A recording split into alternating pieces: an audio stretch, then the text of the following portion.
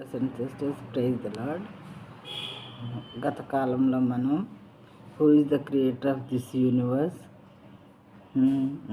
What the Bible says about it అనే విషయాలు చూస్తూ ఉన్నాము. అందులోని భాగంగా జోబ్ చాప్టర్ 37లో దేవుడు ఆయన గురించి ఏం చెప్తూ ఉన్నారు, దేవుని గురించి ఏం చెప్పబడింది అనే విషయాలు చూద్దాము.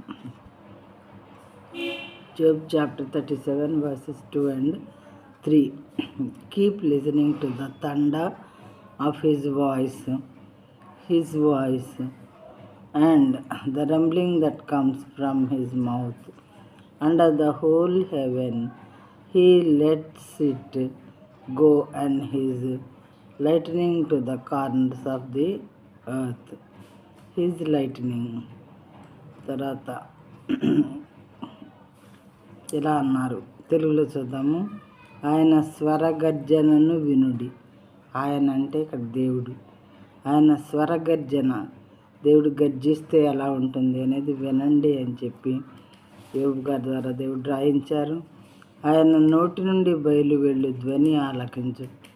ఆయన నోటి నుండి ధ్వని బయటకు వెళ్తుంది అంటే ఏంటది? ఉరుములు అన్నమాట. ఆయన సొంత స్వరగర్జన. తర్వాత ఆయన నోటి నుండి బయలువెళ్ళు ధ్వని ఆలకించుడి. ఆకాశ వైశాల్యం అంతటి క్రింద ఆయన దాన్ని వినిపించును. ఒకసారి ఉరిమితే మరి యూనివర్స్ మొత్తం కూడా అది వినపడుద్ది. తర్వాత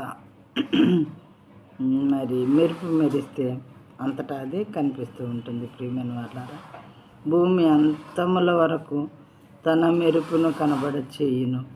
వాక్యమే చెప్తున్నది విషయం. భూమి అంతముల వరకు తన మెరుపును కనబడ చేయును. ఆయన స్వరగర్జన వినుడి అంటే ఉరుములు మెరుపులు దేవుడే స్వయంగా వచ్చేలాగా చేస్తారు అని దీని యొక్క మీనింగ్ అన్నమాట. సృష్టికర్త చేతిలో సమస్తము ఉంటాయి. ఆయన ఏది చేయాలనుకుంటే అది చేస్తారు. ఈ విధంగా దేవుడు మరి ఒకచోట మరి ఆయన సింహాసనంలో నుండి ఉరుములు మెరుపులు వస్తాయి అని చెప్పి మరొక చోట రాయబడి ఉన్నది.